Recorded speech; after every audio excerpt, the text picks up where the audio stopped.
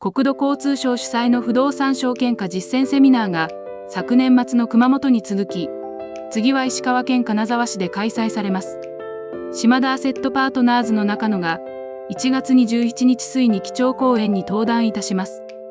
特に不動産特定共同事業法における不動産小口化事業について実例を交えてお話しさせていただきます。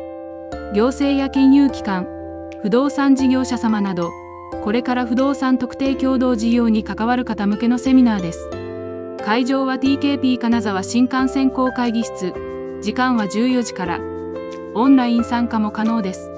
参加は無料で事前申し込み制です。詳細は概要欄のリンクから、ぜひお申し込みください。